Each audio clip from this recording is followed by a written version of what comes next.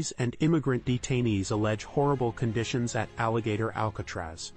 Immigrant detainees at a Florida Everglades detention facility, nicknamed Alligator Alcatraz, are reporting deplorable conditions. One detainee, Vladimir Miranda, described frequent power outages leading to water shortages, inoperable air conditioning, and unbearable heat. He detailed these issues in a phone call to Telemundo 51, highlighting the lack of basic necessities and the sweltering conditions within the facility.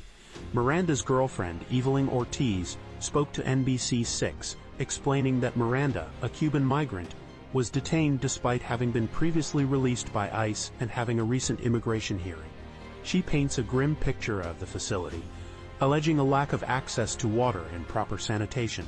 Ortiz further emphasized the severe hardship faced by detainees, stating they are unable to bathe or use bathroom facilities adequately. These accounts paint a disturbing picture of the conditions inside the detention center, raising serious concerns about the treatment of migrants held there. The situation underscores growing allegations of substandard living conditions at the facility, prompting calls for an investigation into the treatment of detainees and the adequacy of the facility itself. In our next story, Jannik Sinner eases past Ben Shelton to Wimbledon SFs. Jannik Sinner overcame pre-match injury concerns to convincingly defeat Ben Shelton in straight sets at Wimbledon, securing his place in the semi-finals. Despite a recent elbow injury, Sinner showcased his trademark strong performance, winning 7-6, 2, 6-4, 6-4 in a match lasting just over 2 hours. He attributed his success to improved fitness and familiarity with Shelton's game. Sinner's victory was marked by his dominant serve, winning 89% of points on his first serve compared to Shelton's 80%. He effectively neutralized Shelton's powerful serves, securing crucial breaks in the second and third sets to secure the win. The Italian now holds a 6-match winning streak against Shelton. The win propels Sinner to his second Wimbledon semifinal, where he will face either Novak Djokovic or Flavio Cobolli. A victory by Cobolli would create history, marking the first time two Italians have reached the men's singles semifinals at Wimbledon. Sinner expressed excitement for the upcoming match, noting his growth and experience since his last semifinal appearance at Wimbledon.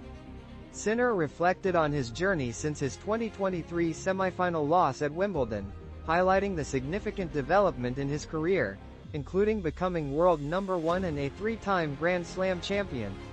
He confidently stated that he is looking forward to another challenging match at this prestigious tournament.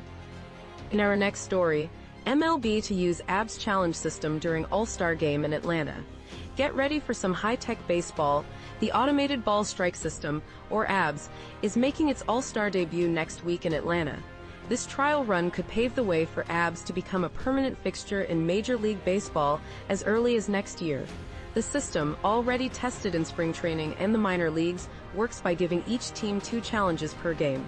Only the pitcher, catcher, or batter can initiate a challenge immediately after the pitch by tapping their helmet. The umpire will then review the pitch using Hawkeye technology and animated replay shown on the scoreboard, and make the final call. Spring training data shows overwhelming fan support for ABS. A significant majority of fans found the system to have a positive impact on their game experience and want to see it adopted permanently. While players have had mixed reactions, there's general agreement on preferring a challenge system over fully automated calls. MLB's competition committee will decide on ABS's future in the coming months. The All-Star Game in Atlanta will be a crucial test, showcasing the technology to a national audience and providing further data for the committee's decision. In our next story, Linda Yaccarino is out as CEO of Elon Musk's X. Linda Yaccarino has resigned as CEO of X, Elon Musk's social media company, after a tumultuous 2-year tenure. Her departure follows the X-Grok chatbot's dissemination of anti-Semitic content.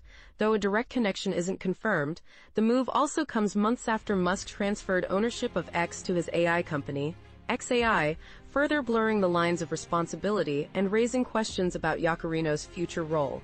Yaccarino's time at X was marked by numerous public relations crises, including the spread of hateful content and controversies surrounding advertising. Despite implementing new brand safety measures and promoting a freedom of speech, not freedom of reach policy, the platform faced significant challenges, including a decline in user engagement and competition from rival platforms. Her leadership was further complicated by Musk's continued involvement and controversial pronouncements, often overshadowing Yaccarino's efforts to stabilize the company's advertising business and transform X into an everything app. Analysts suggest the inherent difficulties of the CEO position, compounded by Musk's unpredictable behavior, contributed to her departure. Yaccarino's exit arrives amidst broader turbulence within Musk's business empire, including recent high-level departures at Tesla and escalating political tensions. Her resignation leaves X facing continued uncertainty as it navigates a complex landscape of competition and controversy. In our next story, Trump threatens more countries with tariffs as high as 30%.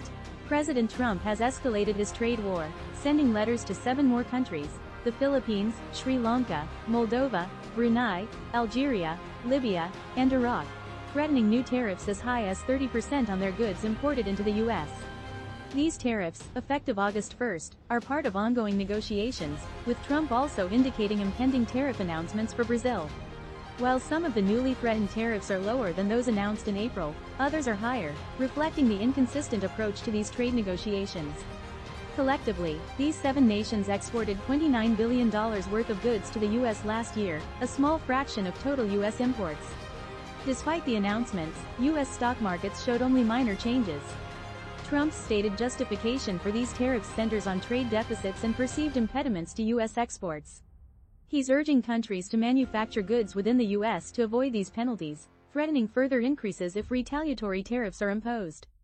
This latest round brings the total number of countries receiving such letters to 21, with the possibility of more to come. The original deadline for trade deals was extended from July 1st to August 1st, suggesting ongoing negotiations and potential for further developments in this evolving trade dispute.